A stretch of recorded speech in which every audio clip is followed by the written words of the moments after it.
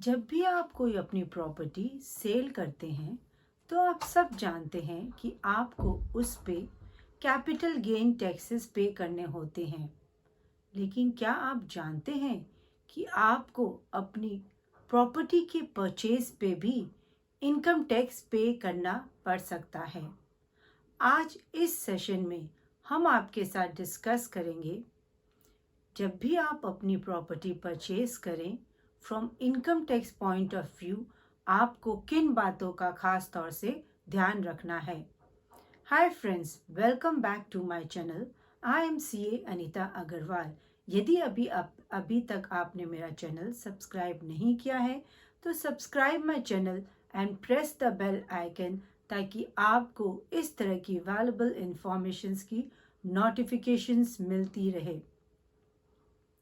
जब भी एक बायर कोई प्रॉपर्टी परचेज करता है और वो रजिस्ट्रार ऑफिस में उस परचेज की रजिस्ट्री करवाता है, इन दैट केस अगर आपकी प्रॉपर्टी की वैल्यू 30 लाख से ज़्यादा है, registrars and the sub registrars की रिस्पॉन्सिबिलिटी हो जाती है कि वह इस ट्रांजैक्शन की इंटीमेशन इनकम टैक्स डिपार्टमेंट को प्रोवाइड करवाएं।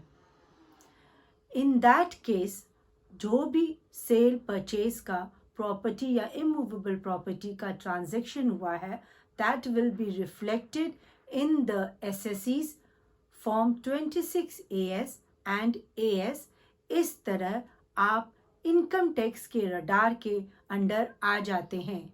और इस इंटीमेशन का मेन पर्पस ये है कि इनकम टैक्स डिपार्टमेंट को ट्रैक कर सके high value transactions of immovable property, और आईटी डिपार्टमेंट ये वेरीफाई कर सके कि जो भी बायर है उसने अपनी सोर्स ऑफ इनकम को अपनी आईटीआर में प्रॉपर्ली रिपोर्ट किया है, और सेलर ने जो भी उसके कैपिटल गेन टैक्सेस हैं उसे उसने प्रॉपर्ली पे किया है। जब भी आप प्रॉपर्टी परचेज करते हैं तो एक बायर की रिस्पॉन्सिबिलिटी हो जाती है कि under section 194 IA he will deduct tax at the rate of 1% on the value of the property or stamp duty value, whichever is higher, if the value of property exceeds 50 lakh rupees. Seller 50 lakh rupees से property की value exceed होते ही TDS at the rate of 1% काट कर balance amount seller को पे कर देता है। जो भी उसने टीडीएस काटा है उसे वह विद इन 30 डेज गवर्नमेंट को डिपॉजिट कराना उसके लिए मैंडेटरी है थ्रू फॉर्म 26QB। यदि एक सेलर नॉन रेसिडेंट है, in that case buyer will deduct tax at the rate of 1% irrespective of the value of property। यहाँ पर वैल्यू की प्रॉपर्टी चाहे 5 लाख हो, 10 लाख हो, 15 लाख हो, कुछ भी हो, यहाँ 50 लाख का क्राइटेरिया नहीं देखा जाएगा। और under section 195 TDS eight the rate of 1% deduct किया जाएगा। जब भी प्रॉपर्टी का लेन देन होता है, sale and purchase of immovable property की जाती है, तब एसएससीज को इन बात का ध्यान रखना है कि उन्हें कोई भी कैश की ट्रांजैक्शन इन एक्सेस ऑफ 19,999 नहीं करनी है। उन्हें अगर कैश की लेन देन इस अमाउंट से एक्सेस हो जाती है, as per section 27,271D, उन्हें they will be liable to pay penalty 100% of the amount in excess paid or received। जो भी कैश उन्होंने 20,000 या 20,000 से अबव कैश में अगर लेन देन हो रहा है प्रॉपर्टी के सेल या परचेज करते वक्त, उतना ही टैक्स की पेनाल्टी एक एसएससी को पे करनी पड़ती है। जब भी एक सेल परचेज ऑफ प्रॉपर्टी का ट्रांजैक्शन होता है तो सेलर और बायर के बीच में एक एग्रीड वैल्यू होती है कि हाँ वो अपनी इस वैल्यू पे प्रॉपर्टी को ट्रांसफ़र करेगा। अगर ये एग्रीड वैल्यू स्टैम्प ड्यूटी के बराबर होती है तो उस ट्रांजैक्शन का sale consideration will be agreed value. If the agreed value is greater than stamp duty value, then sale consideration will be agreed value.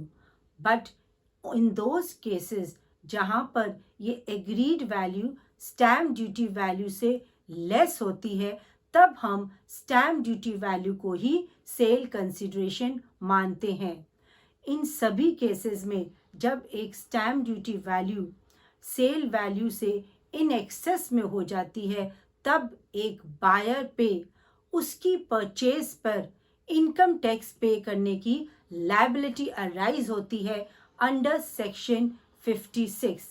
Section 56(2)(10) of income tax कहता है कि अगर सेल वैल्यू और स्टैम्प ड्यूटी वैल्यू के बीच का difference 50,000 तक है या 10% of the stamp duty value is more than the sale consideration, इन दोनों केस में एक बायर पे उसकी परचेज ऑफ प्रॉपर्टी पे कोई भी इनकम टैक्स लायबिलिटी नहीं होती है।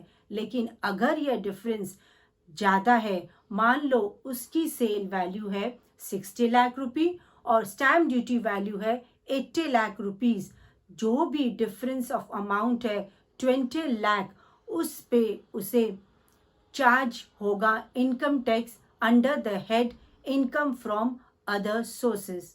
जब भी आप कोई भी प्रॉपर्टी परचेज करते हैं तो आपको कुछ बातों का खास तौर से ध्यान रखना है।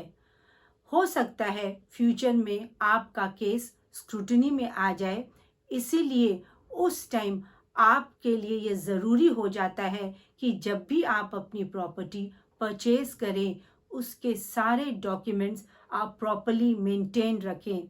आपका जो भी सेल परचेज का एग्रीमेंट है, आपके रजिस्ट्री के पेपर्स, या फिर यदि आपको यह प्रॉपर्टी गिफ्ट में मिली है तो आपके पास उसका गिफ्ट डीड या एफिडेविट होना चाहिए, या आपने इस प्रॉपर्टी को परचेज करने के लिए कोई लोन लिया है तो आपके पास उन सभी लोन्स के डॉक्यूमेंट्स आपके पास मेंटेन्ड होने चाहिए। और आप इन सभी बातों का ध्यान रखें। अगर आपने इन सभी डॉक्यूमेंट्स को प्रॉपर्ली मेंटेन किया है तो आप अपने ऊपर जब भी स्क्रूटनी आती है तो इन डॉक्यूमेंट्स को as a evidence income tax department को शो कर सकते हैं, क्योंकि purchase of property has always been under the radar of income tax.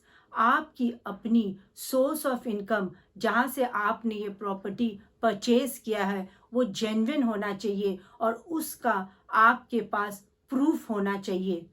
Hope guys this video has added value to you. Like the video, share with your friends and relatives. Thanks for watching. Jai Hind.